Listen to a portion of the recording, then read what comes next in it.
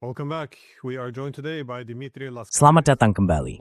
Hari ini kita bersama Dimitri Laskaris, seorang pengacara yang beralih menjadi jurnalis, dan salah satu dari sedikit jurnalis barat yang benar-benar melaporkan langsung dari Iran, termasuk dari Selat Hormuz.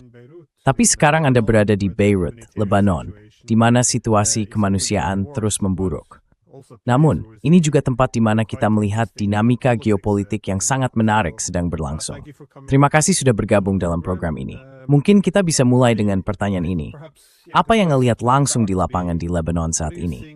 Karena saya sering mendengar dan membaca banyak laporan dari jurnalis, tapi biasanya mereka berada di negara tetangga, atau bahkan lebih jauh lagi. Jadi apa sebenarnya yang Anda amati di sana? What is it that you're observing over there? Pertama-tama, terima kasih sudah mengundang saya ke program Anda, Glenn. Saya sering menonton acara Anda, dan Anda benar-benar melakukan pekerjaan yang luar biasa. Saya banyak belajar dari diskusi Anda dan para tamu tentang berbagai isu ini. Terima kasih sudah mengundang saya. Apa yang saya lihat di lapangan sebenarnya tergantung di mana kita berada di negara ini. Selama perjalanan kali ini, saya sudah datang ke sini 6 kali selama genosida di Gaza, 7 kali secara keseluruhan. Saya selalu pergi ke wilayah selatan di setiap kunjungan itu. Dalam perjalanan kali ini, meskipun saya berbasis di Beirut, saya sudah pergi ke Lembah Bekaa Selatan. Saya berada di sana kemarin. Saya juga sudah ke Sur, yang jaraknya sekitar 20 km dari perbatasan Palestina yang diduduki di pesisir Laut Tengah Lebanon. On the coast of the Mediterranean coast of Lebanon. I was in Saida twice. Saya sudah 2 kali berada di Saida dan juga di beberapa tempat lain. Selama saya benar-benar berada di Beirut, saya tidak melihat, menyaksikan atau mendengar tentang satu pun serangan. Satu-satunya waktu saat saya di sini dan terjadi serangan adalah kemarin, ketika kami sedang berada di lapangan di Lembah Bekaa Selatan. Saat itulah Israel menyerang Dahia, wilayah di selatan Beirut yang sering digambarkan oleh media korporat sebagai basis Hizbullah, dan menewaskan banyak warga sipil. Itu satu-satunya serangan yang saya ketahui. Sejauh yang bisa saya lihat, hari ini sama sekali tidak ada serangan di Beirut. Tapi di bagian lain negara ini saya melihat kehancuran dan teror, dan memang hanya itu cara yang bisa dipakai untuk menggambarkannya.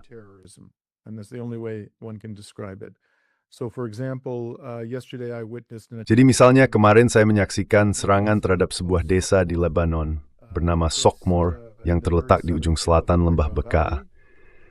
Kami berada di sana sekitar 1 jam sebelum serangan udara itu terjadi, dan kami bisa melihat Sokmor dengan jelas. Kami hanya berjarak beberapa kilometer, dan sama sekali tidak ada aktivitas militer di desa itu, yang sebenarnya sudah dievakuasi. Jadi sejauh yang bisa kami lihat, tidak ada alasan militer untuk serangan udara tersebut. Beberapa hari sebelumnya, 2 atau 3 hari yang lalu, saya berada di sebuah desa bernama Saksakia. Beberapa jam setelah pasukan Israel membunuh seorang nenek dan putrinya, serta melukai 4 anak. Anggota keluarga lainnya, termasuk 2 cucu, juga tewas dalam serangan udara terpisah di desa yang sama, bersama 3 pekerja asal Suriah.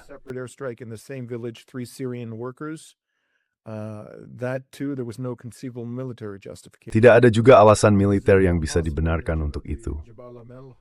Saya mengunjungi sebuah rumah sakit Jabal Amel di Sur, di mana pasukan Israel menghancurkan area parkir tepat di seberang jalan dari rumah sakit itu. Serangan itu menewaskan sedikitnya 4 warga sipil, melukai lebih dari 100 orang, dan membuat sebagian besar fasilitas rumah sakit tidak bisa berfungsi. Dan saya bisa terus menyebutkan banyak contoh lainnya.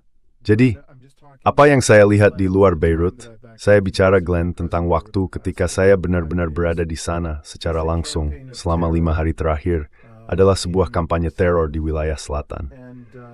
Sementara di Beirut sendiri, menurut saya, Israel menunjukkan tingkat pengekangan yang tidak biasa, mungkin karena adanya ancaman pembalasan dari Iran.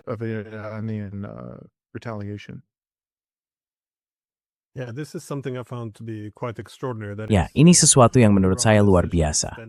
Maksudnya begini, Iran pada dasarnya memperluas daya tangkalnya sampai ke Lebanon. Bukan cuma lewat retorika, tapi faktanya mereka benar-benar menyerang Israel sekarang, meskipun Israel tidak menyerang Iran secara langsung. Tapi Iran berargumen bahwa Lebanon termasuk dalam gencatan senjata, dan pada dasarnya mereka membalas atas nama Lebanon. Tapi situasi politik di Lebanon sendiri, ya bisa dibilang setidaknya rumit. Pemerintah resminya sedang terlibat dalam pembicaraan dan gencatan senjata dengan Israel, sementara yang benar-benar bertempur adalah Hezbollah. Menurut Anda, bagaimana posisi Hezbollah di dalam masyarakat dan politik Lebanon? Karena saya rasa banyak kebingungan soal itu. Biasanya di media, mereka langsung saja disebut sebagai organisasi teroris. Dan ya, pembahasannya berhenti di situ. Well, Hezbollah was born as Hezbollah lahir pada tahun 80-an sebagai reaksi terhadap pendudukan dan agresi Israel, dan sejak itu tetap menjadi gerakan perlawanan. Mereka tidak pernah menduduki, baik secara ilegal maupun legal, wilayah manapun yang diakui sebagai bagian dari Israel menurut hukum internasional. Korban sipil yang ditimbulkan Hezbollah di pihak Israel jumlahnya sangat kecil dibandingkan dengan korban yang ditimbulkan Israel di Lebanon selama keberadaan Hezbollah. Sejauh yang saya tahu, Hezbollah cukup menahan diri. Mereka punya dukungan yang sangat besar di kalangan masyarakat Lebanon. Sulit untuk menilai sejauh mana dukungan itu ada di komunitas Kristen dan Sunni. Tapi saya rasa bisa dikatakan bahwa mayoritas besar dari kalangan Syiah mendukung mereka. I think it's fair to say that the overwhelming majority of the Shia support it. And based on my interactions with Lebanese, Berdasarkan interaksi saya dengan warga Lebanon, saya bisa bilang bahwa cukup banyak dari komunitas Sunni dan Kristen yang juga mendukung Hezbollah, meskipun dukungannya memang lebih kecil di kelompok itu. Dan menurut saya, apa yang dilakukan pemerintah Lebanon dalam 48 jam terakhir benar-benar mempermalukan kedaulatan negara itu. Mereka menandatangani apa yang disebut sebagai perjanjian gencatan senjata dengan Israel.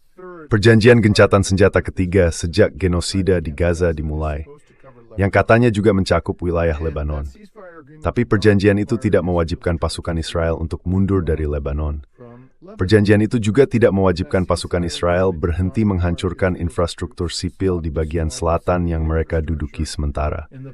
Bahkan, perjanjian itu justru menyerukan perlucutan senjata Hezbollah tanpa menuntut perlucutan senjata Israel. Dan terus terang bagi saya, itu adalah hal yang paling tidak masuk akal dan paling mendik semuanya.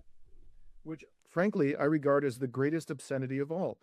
How can you say, whether you're talking about Bagaimana mungkin seseorang bisa mengatakan entah itu tentang Hamas, Jihad Islam, Hizbullah, Ansar Allah, atau kelompok perlawanan manapun di kawasan ini, bahwa kelompok-kelompok itu harus dilucuti, harus menyerahkan senjata ringannya. Sementara Israel, yang melakukan kekejaman seperti ini, boleh tetap bersenjata lengkap, bahkan memiliki senjata nuklir. Padahal Israel bukan anggota Trak Non-Proliferasi Nuklir. Satu-satunya negara di kawasan ini yang bukan anggota NNPT. Ini benar-benar tidak masuk akal.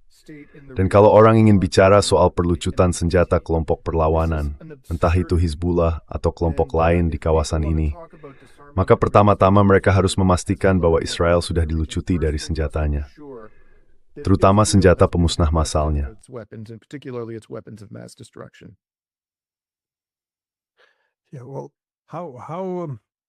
Ya, tapi seberapa berkelanjutan sebenarnya perjuangan ini bagi Israel? Karena di satu sisi, kita terus melihat berita-berita yang seolah ingin membangun kepercayaan terhadap IDF. Tapi di sisi lain, kita juga mendengar para petinggi IDF sendiri mengatakan bahwa tentara Israel sedang sangat kewalahan. Masalah teknologi juga tampaknya ikut berperan.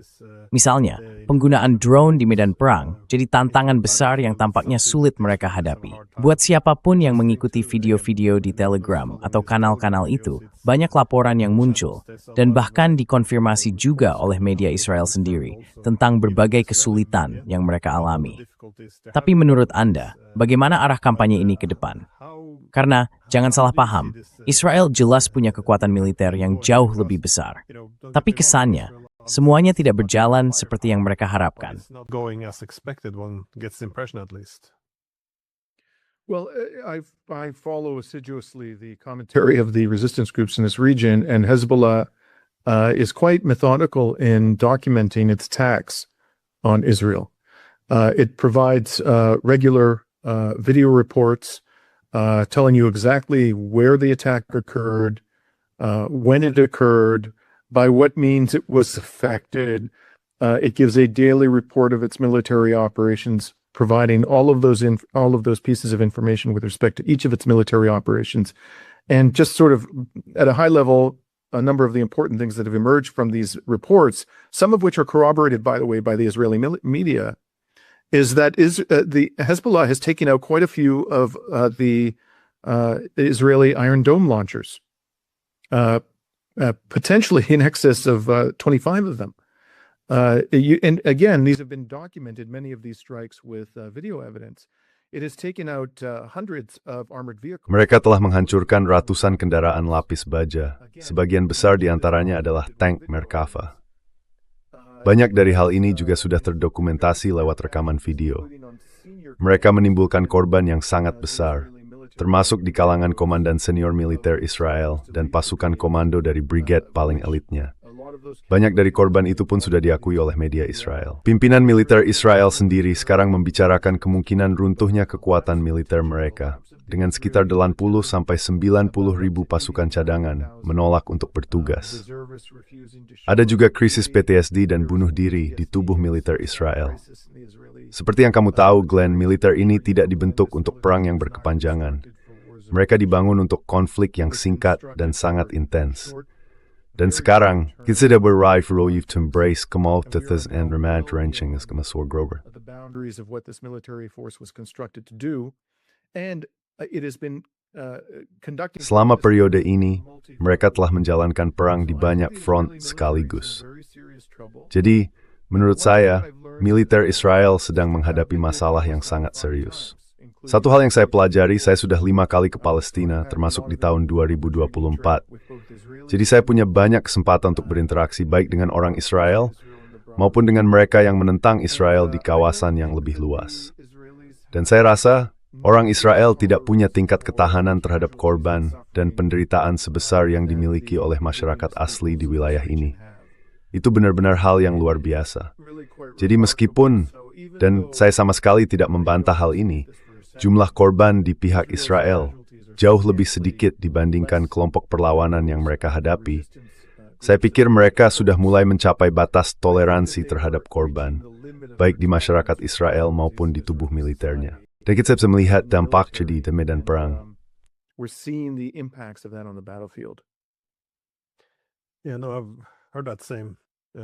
Saya juga pernah dengar komentar yang sama, bahwa kerugian mereka memang lebih kecil, tapi kemampuan mereka untuk menanggung kerugian itu juga jauh lebih rendah. Tapi bagaimana Anda menilai dukungan dari Barat di sini? Karena, ya, sebenarnya kita harus hati-hati juga menyebutnya dukungan Barat, soalnya hampir tidak terdengar apa-apa. Maksud saya, sekarang sedang terjadi banyak serangan yang sangat brutal.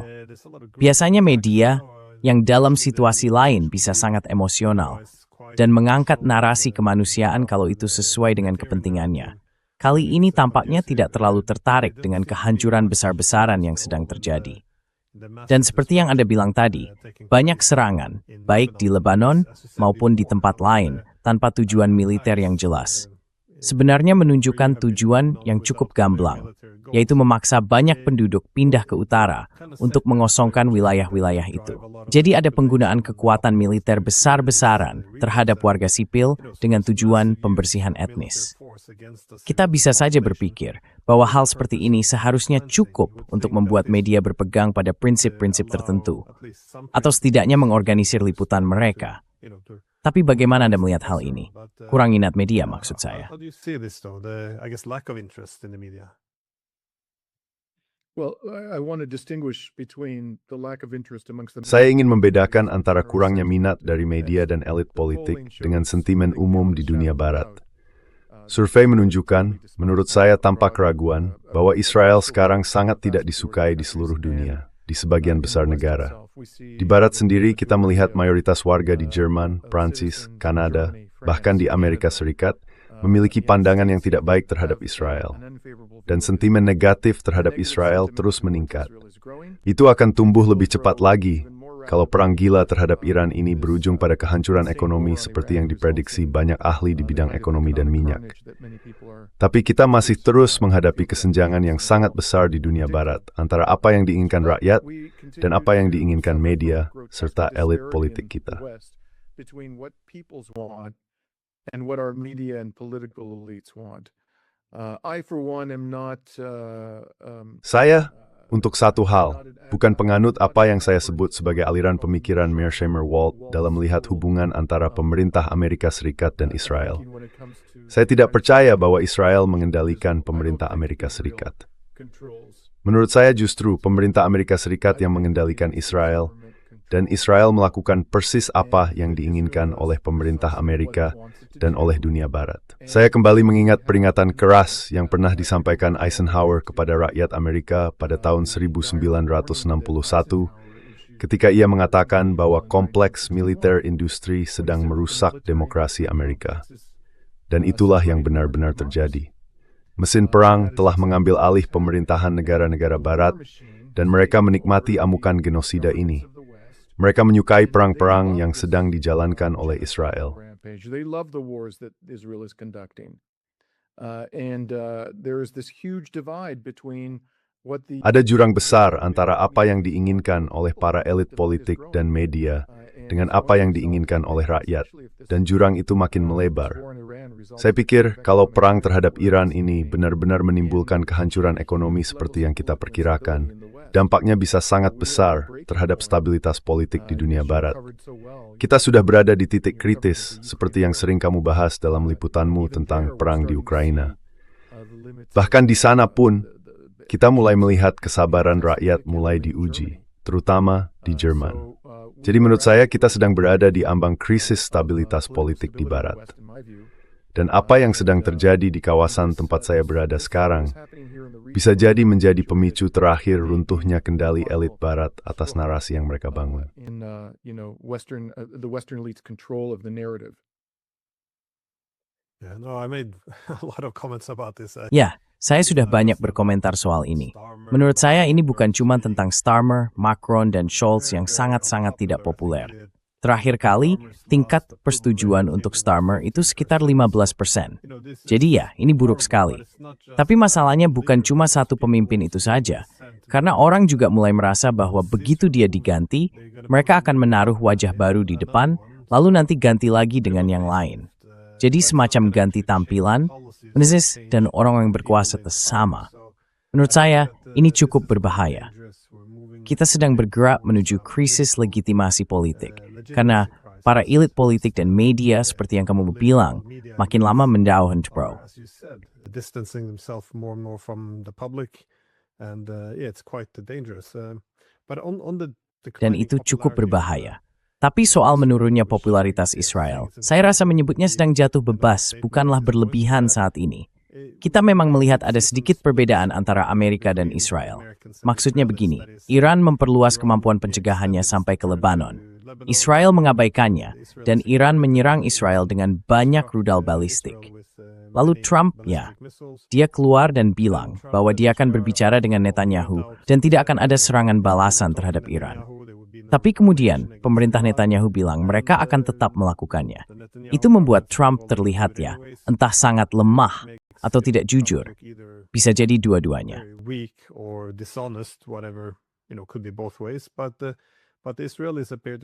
Tapi sepertinya Israel sedang berada dalam posisi yang sulit. Karena kalau mereka terus maju, mereka bisa makin menjauhkan diri dari Amerika. Dan kita memang melihat sesuatu yang bersejarah di Amerika sekarang, yaitu betapa besar penentangan terhadap Israel saat ini. Saya belum pernah melihat hal seperti ini seumur hidup saya. Jadi di satu sisi, mereka bisa berisiko membuat Amerika marah, padahal Amerika yang memberi mereka dana dan senjata. Tapi di sisi lain, Netanyahu bisa saja mundur dari perang ini. Tapi itu berarti akhir dari Netanyahu dan mimpinya selama 30 tahun untuk berperang dengan Iran. Jadi bagaimana Anda melihat situasi ini? Setidaknya di media, kelihatannya antara Israel dan Amerika sedang tegang.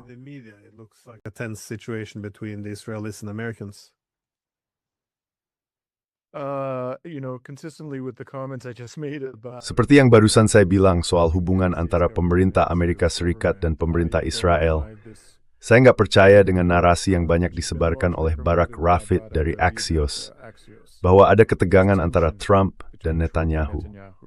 Ada seseorang yang saya ikuti dengan dekat, saya kagum dengan karyanya, Caitlin Johnston dari Australia, yang dengan sangat membantu menyusun daftar artikel yang ditulis Barak Ravid tentang hubungan antara Joe Biden dan Netanyahu, waktu Biden masih menjabat dan genosida di Gaza masih berlangsung. Dalam laporannya, dia berulang kali mengutip pejabat yang tidak disebut namanya dan mengatakan bahwa Biden sangat tidak senang dengan Netanyahu, bahkan kadang sampai memakinya. Cerita seperti ini sudah sering kita dengar selama bertahun-tahun, bukan cuma di masa Biden. For many years, it wasn't just under Biden. I documented some of this myself going back to prior administration. Saya sendiri sudah mendokumentasikan sebagian dari hal ini sejak masa pemerintahan sebelumnya. Yang dilakukan pemerintah Amerika Serikat adalah menggunakan Israel untuk menegakkan dominasinya di kawasan yang luar biasa penting ini. Lalu berusaha menjaga jarak dari kejahatan yang dilakukan Israel dengan berpura-pura marah, berpura-pura berusaha menahan tindakan pemerintah Israel. Tapi pada saat yang sama, Amerika terus mempersenjatai Israel, terus memberikan bantuan ekonomi, terus memberi perlindungan hukum dan dukungan retoris terhadap tindakan Israel. Dan kenapa begitu? Karena seperti yang disadari para perencana militer Amerika setelah Perang Dunia Kedua, kawasan ini punya nilai strategis yang luar biasa besar. Begitu mereka menyebutnya.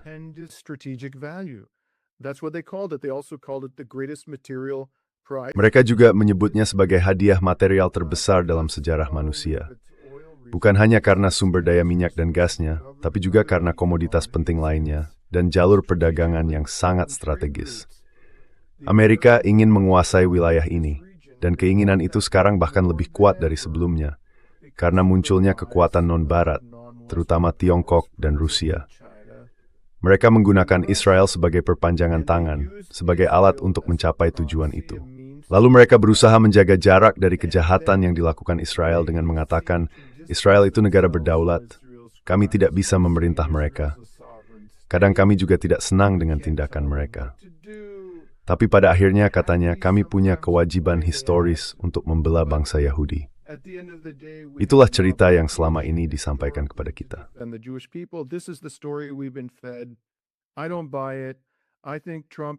Saya nggak percaya itu.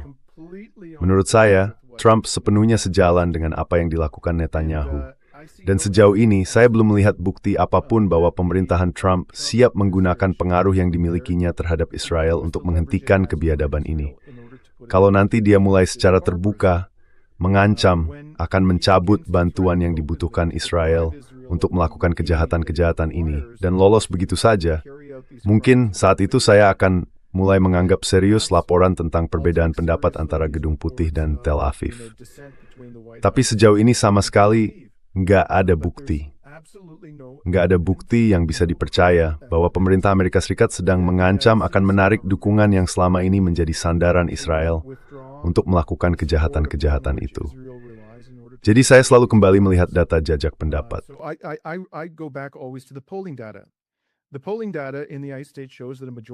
Data jajak pendapat di Amerika Serikat menunjukkan bahwa mayoritas penduduk menentang perang terhadap Iran. Sementara itu, data jajak pendapat di Israel menunjukkan bahwa mayoritas penduduk justru ingin perang terhadap Iran terus berlanjut. Jadi, secara politik, sikap yang mereka tunjukkan memang menguntungkan baik bagi Netanyahu maupun Trump. Trump menampilkan diri seolah-olah dia berusaha menahan Netanyahu, sedangkan Netanyahu menampilkan diri sebagai sosok yang bertekad melanjutkan perang ini, bahkan kalau itu berarti harus membuat Donald Trump tersinggung. Pada akhirnya, yang benar-benar penting adalah tindakan mereka, dan tindakan mereka sepenuhnya sejalan dengan pandangan bahwa mereka ingin mendominasi kawasan ini dan siap melakukan hampir kejahatan apapun demi mencapai tujuan itu. To commit virtually any crime in order to achieve that goal. Yeah, well, often one does get the impression there is some Ya, good cop, bad seringkali cop memang terasa seperti ada permainan polisi baik dan polisi jahat dari Amerika Serikat. Kita bisa lihat ada kemiripan dengan Eropa. Maksud saya, Amerika terus bilang Mereka akan menekan Zelensky dan pihak Eropa supaya menerima apa yang sudah disepakati di Anchorage. Tapi sebenarnya, tekanan seperti apa? Perang ini dijalankan dengan senjata buatan Amerika. Perencana perangnya orang Amerika yang duduk di Jerman. Badan Intelijen Amerika masih ada di lapangan di Ukraina. Mengarahkan serangan, memilih target, membantu pengendalian drone lewat wilayah NATO untuk menyerang Rusia. Dan agak menarik juga, begitu perang berlangsung, dan Ukraina, bahkan semakin banyak negara Eropa, menempatkan diri di garis depan, Amerika justru bisa berperan sebagai penengah. Padahal, mereka adalah aktor utama selamanya, kira-kira 12 tahun terakhir dalam perang ini. Luar biasa juga ya. Glenn, I'm sorry I have to just. Glenn, maaf, saya harus menyela sebentar untuk bilang kalau saya benar-benar setuju dengan kamu. Kamu sepenuhnya benar. Semua ini nggak lebih dari sandiwara politik yang kita lihat dalam perang Ukraina. Betul sekali. Ini benar-benar penipuan besar. Amerika Serikat memang ingin perang itu terus berlanjut. Dan semua klaim yang dibuat Trump bahwa dia berusaha mengakhiri perang di Ukraina, itu cuma pencitraan politik untuk konsumsi dalam negeri.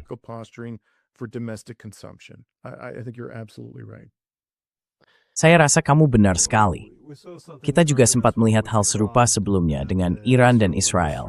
Waktu Israel menyerang ladang gas milik pihak selatan, dan Trump sempat mundur sedikit dan bilang, tidak, ini bukan sesuatu yang sudah kita sepakati. Kalian harus hentikan ini. Nah, kelihatannya itu cara yang cukup baik untuk mengelola tangga eskalasi. Kalau kamu bilang mereka melakukan ini, tapi kami tidak menyetujuinya. Selama Iran tidak membalas, maka kita bisa menahan Israel.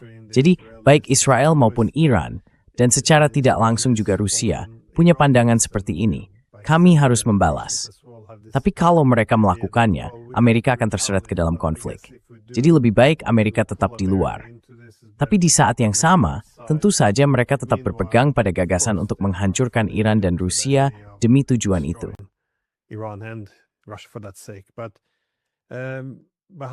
Tapi bagaimana Anda memahami posisi Iran di sini? Karena banyak orang terus-menerus terkejut bahwa Iran siap membalas atau menyerang balik secara tidak seimbang. Maksudnya, kalau ada yang menyerang mereka, mereka tidak harus membalas dengan ukuran yang sama. Mereka bisa membalas dengan sangat keras. Dulu, Trump pernah bilang bahwa tidak ada yang bisa membayangkan Iran akan menutup Selat Hormuz dan menyerang semua pangkalan militer Amerika di negara-negara Teluk. Tapi saya berharap itu tidak benar, karena kalau benar, kita memang harus sangat khawatir. Jadi, bagaimana Anda melihat pola pembalasan Iran dan strategi keseluruhannya dalam menghadapi Amerika Serikat dan Israel? Apakah mereka nyaman dengan perang yang lambat tapi intens seperti ini? Atau mereka melihatnya justru menguntungkan pihak Amerika? Menurut Anda, bagaimana sebenarnya mereka memandang hal ini?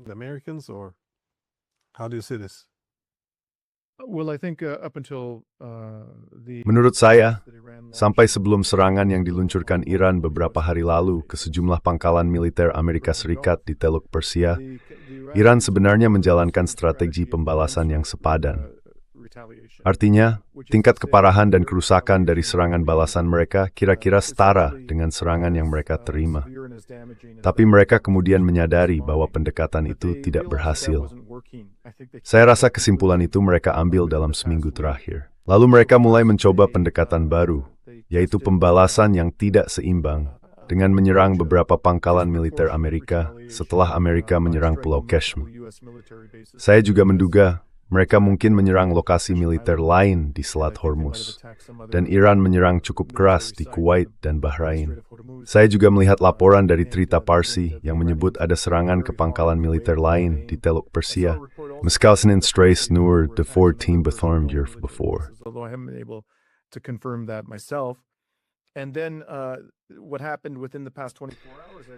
Dan kemudian apa yang terjadi dalam 24 jam terakhir, menurut saya sekali lagi menunjukkan bahwa Iran mengatakan, ya, sekarang sudah tidak cukup lagi bagi mereka untuk melakukan pembalasan yang sepadan. Mereka merasa harus melakukan pembalasan yang tidak seimbang. Karena yang terjadi tadi malam seperti yang kita tahu, ada serangan beruntun dari Iran terhadap Israel.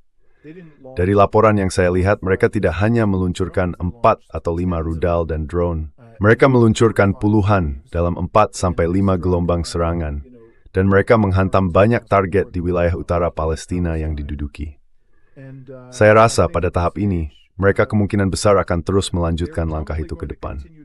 Mereka tidak akan puas dengan pembalasan yang sepadan. Mereka akan merespons secara tidak seimbang. Dan sejauh ini, saya sendiri belum yakin kemana arah semua ini akan berujung. So far, I'm not sure where this is all going to go. The Israeli Defense Minister Katz just put up. Menteri Pertahanan Israel Katz baru saja mengeluarkan pernyataan yang menegaskan kembali posisinya. Kalau Hezbollah menyerang Israel, maka Israel akan menyerang Beirut. Jadi dia tetap berpegang pada sikap yang sudah mereka sampaikan sebelum serangan balasan dari Iran dalam 24 jam terakhir. Tapi posisi ini sama sekali nggak bisa dipertahankan, karena pada dasarnya, kalau Hezbollah dan Iran menerima kerangka itu, bahwa kalau kalian tidak menyerang Israel, maka kami tidak akan menyerang Beirut, itu berarti Israel bebas menyerang wilayah lain di Lebanon. Sangat tidak masuk akal kalau Hezbollah dan Iran akan setuju dengan hal itu. Bukan cuma itu, Israel juga akan bebas terus menghancurkan infrastruktur sipil di bagian-bagian negara yang mereka kuasai.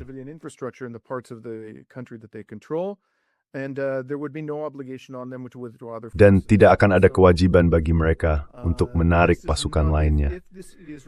Jadi kalau Israel benar-benar serius soal ini, kalau mereka sungguh berniat menyerang Beirut kalau Hezbollah menyerang Israel, maka kita akan terus naik di tangga eskalasi, dan itu akan terjadi sangat cepat. Sekarang saya tidak tahu apakah mereka benar-benar serius. Kita harus lihat nanti.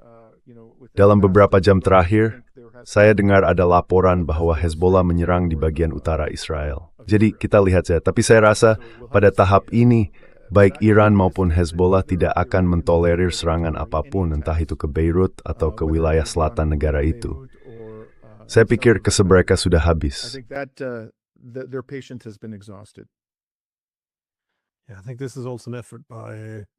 Ya, saya pikir ini juga merupakan upaya dari pihak Israel untuk mengendalikan tangga eskalasi, tentu saja dengan bantuan Amerika. Mereka seolah ingin menegaskan, kami tidak akan menyerang Beirut, tapi kalau di selatan Lebanon, itu di luar batas, itu masih bisa diterima. Menurut saya, Iran tidak akan begitu saja menerima kalau mereka yang menentukan target seperti itu. Dan ini juga bukan sesuatu yang akan benar-benar tetap dan pasti, karena, ya, Amerika Serikat memang sangat ahli dalam melakukan pendekatan bertahap. Kita bisa lihat hal yang sama terjadi dalam perang di Ukraina. Awalnya mereka hanya mengirim beberapa jenis senjata, lalu mereka menetapkan batasan sendiri, semacam aturan, bahwa senjata itu tidak boleh digunakan untuk menyerang Rusia di luar wilayah Ukraina.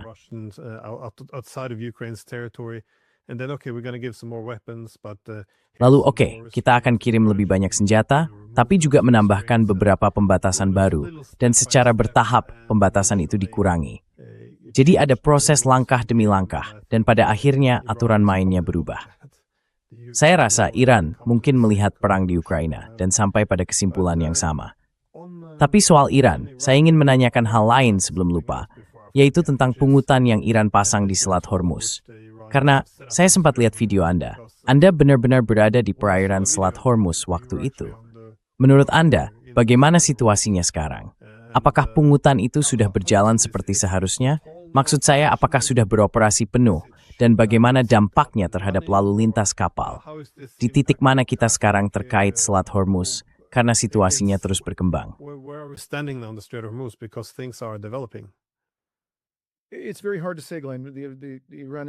Sulit sekali untuk memastikan, Glenn. Iran benar-benar menyimpan semua kartu mereka rapat-rapat.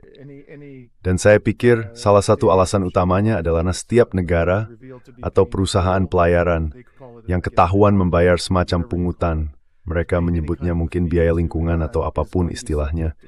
Kalau ketahuan membayar biaya apapun ke Iran, bisa jadi akan menghadapi tindakan balasan dari Amerika Serikat. Jadi, Iran sama sekali tidak punya kepentingan untuk membuka apa yang sebenarnya terjadi. Mereka sangat tertutup soal ini. Tapi dari pembicaraan saya dengan pejabat dan para ahli di Iran, saya sudah banyak melaporkan langsung di lapangan dan juga berinteraksi dengan mereka di program saya sendiri. Kesan saya, hampir bisa dipastikan mereka memang menarik semacam biaya, meskipun mungkin tidak dari sekutu terdekat mereka.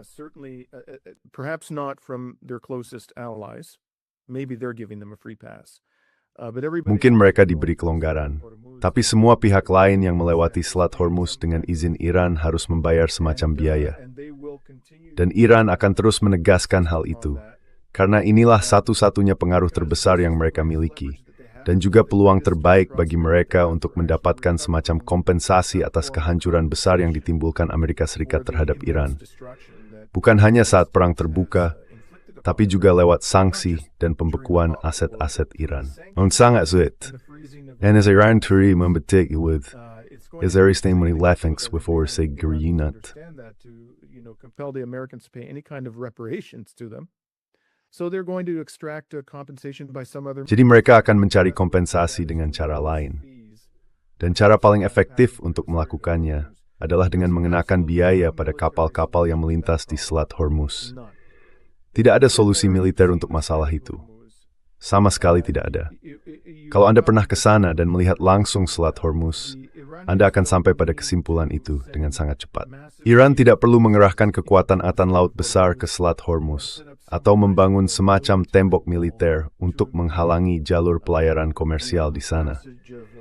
Yang perlu mereka lakukan hanyalah meningkatkan secara nyata risiko kapal-kapal dagang mengalami kerusakan besar kalau mereka mencoba melintas di Selat Hormuz tanpa izin dari militer Iran. Without the consent of the Iranian military. And they can do that in a variety of ways. They can do it with drones. Dan mereka bisa melakukannya dengan berbagai cara.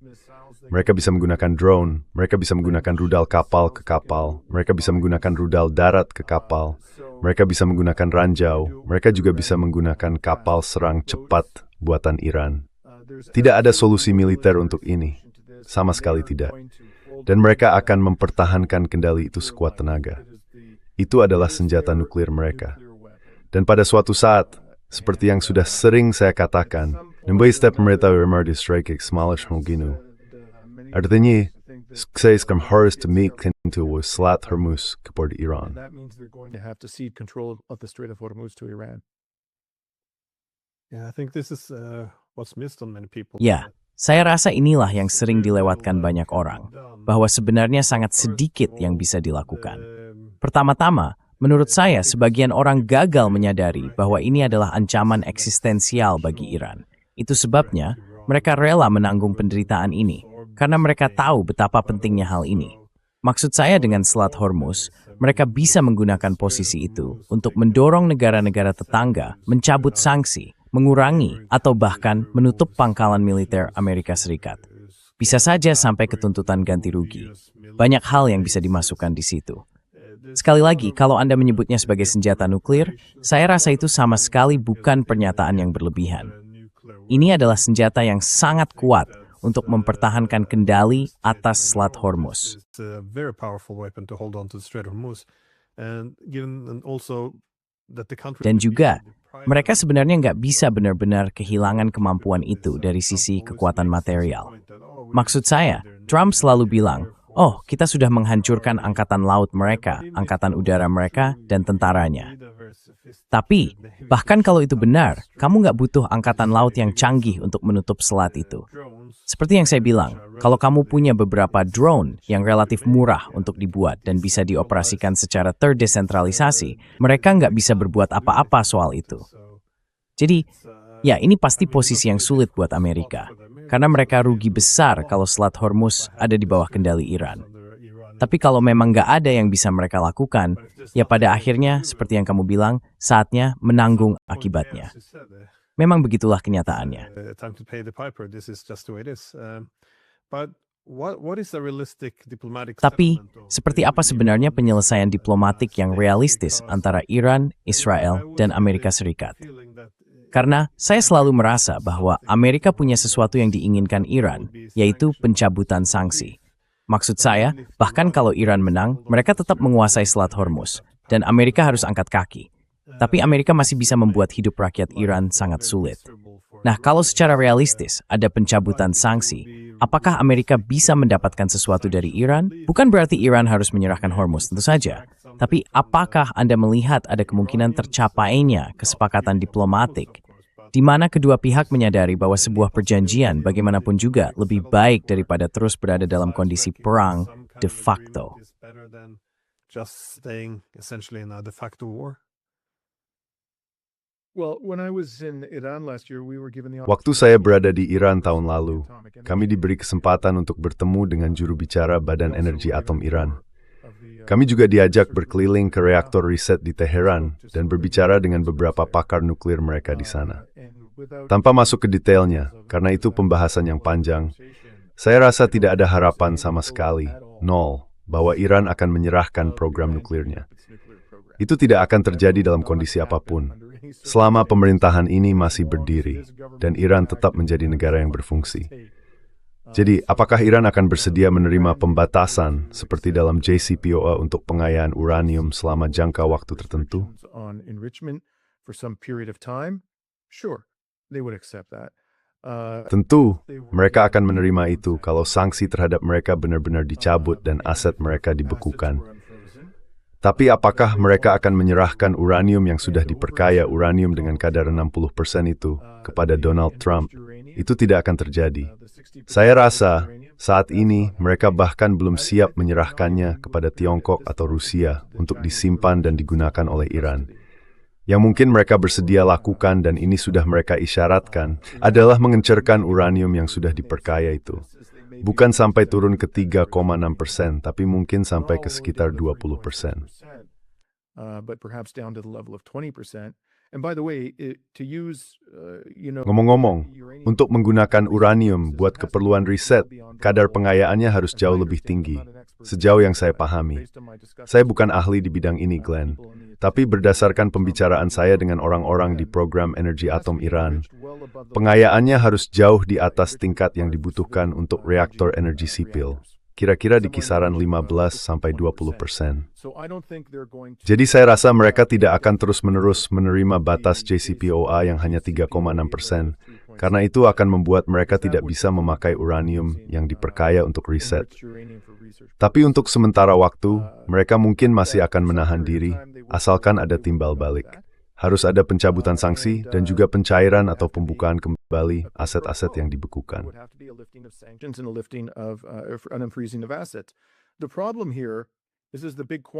Masalahnya di sini, dan inilah dilema besar bagi Amerika Serikat, adalah kalau mereka mencabut sanksi itu dan membuka kembali aset-aset Iran, maka Iran akan muncul sebagai negara paling kuat di kawasan itu. Satu-satunya hal yang selama ini benar-benar menahannya hanyalah perang ekonomi yang dijalankan terhadap Iran. Dan baik Amerika Serikat maupun Israel harus menerima kenyataan bahwa Iran akan menjadi negara paling kuat di wilayah tersebut. Iran adalah negara yang lebih asas memberdiri. Seperti yang dinobtiri, luas sebanding dengan airport, dan punya yang besar. Tremendous resources. It has a very large population, very well educated. Negara itu punya jumlah penduduk yang sangat besar, tingkat pendidikan yang tinggi, dan kemampuan teknologi yang sangat maju. Dari sisi militer, topografinya juga sangat menantang. Secara geografis, mereka menguasai Selat Hormuz, dan itu memberi mereka posisi yang sangat kuat. Jadi, kalau tekanan ekonomi terhadap Iran dihapus, mimpi Israel untuk menjadi penguasa kawasan bisa dibilang akan lenyap begitu saja. Tapi kenyataannya itu tidak terjadi. Dan sejauh ini, saya tidak melihat militer tersar nani berengment alias siap netieta sendiri. Artinya, begitu harus katakan, pangin yang besar itu terus meningkat.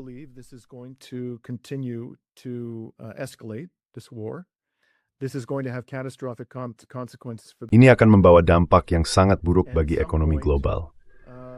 Dan pada titik tertentu, pemerintah Amerika Serikat, entah itu Trump atau penggantinya nanti, akan harus menerima kenyataan bahwa untuk mengakhiri kehancuran ekonomi ini, mereka pada akhirnya harus dengan cara tertentu mengakui posisi Iran di kawasan itu dan membiarkannya mengambil peran yang semestinya di dunia. Saya rasa kita masih jauh dari titik itu. Saya berharap saya salah. Intel bawi isenal are yang setengah 7.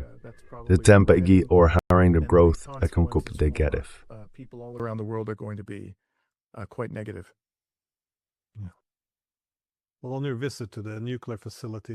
Waktu kamu berkunjung ke fasilitas nuklir di Iran, aku sebenarnya ada di sana juga. Iya, kamu memang ada. Ya, kita berdua waktu itu di sana.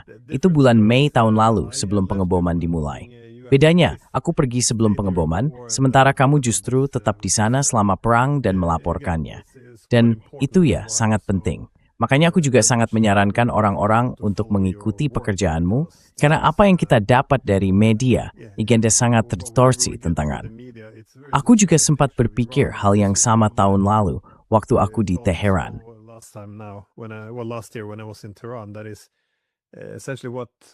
Itu sebenarnya sesuai dengan apa yang saya perkirakan, berdasarkan laporan media rata-rata di Eropa. Kamu tahu, seolah-olah ini versi Syiah dari Taliban yang hampir menguasai negara. Jadi, kenyataannya sangat berbeda dari yang saya bayangkan. Di Eropa misalnya, banyak perhatian tertuju pada penindasan terhadap perempuan. Jadi orang cenderung mengira semua perempuan di sana berjalan dengan burka. Saya sama sekali tidak menyangka akan melihat banyak perempuan berjalan tanpa kerudung, memakai kaos dan celana jeans. Menarik sekali. Gambarnya benar-benar berbeda. Tapi, sebagai pertanyaan terakhir, menurutmu, aspek apa dari masyarakat Iran yang benar-benar bisa dilihat oleh audiens luar negeri dari sudut pandang seseorang yang berada langsung di sana?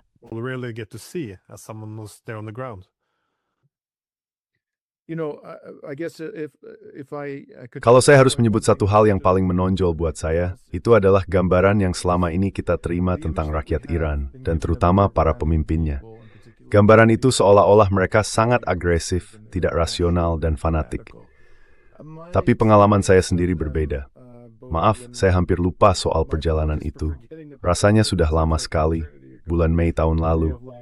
Tapi terutama dalam kunjungan terakhir, waktu kami mengunjungi 7 kota di Iran dalam 11 hari, saya melihat bahwa mereka adalah orang-orang yang cinta damai. Mereka sungguh-sungguh ingin hidup damai dengan tetangga mereka. Mereka sesama sekali tidak agresif.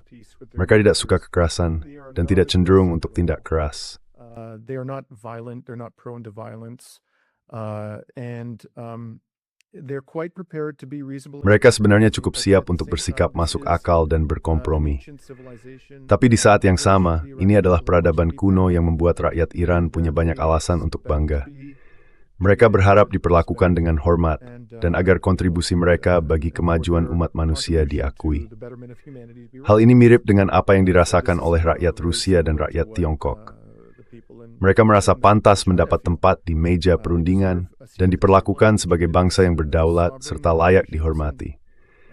Kalau kita memberikan itu, saya yakin negara Iran dan rakyat Iran bisa sepenuhnya terintegrasi dan menjadi anggota yang produktif dalam komunitas global maupun di kawasan Asia Barat.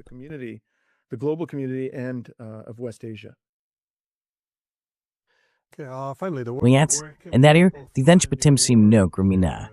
Sis didn't malign rethal. To follow. My primary activity is Jadi kegiatan utama saya adalah Reason to Resist.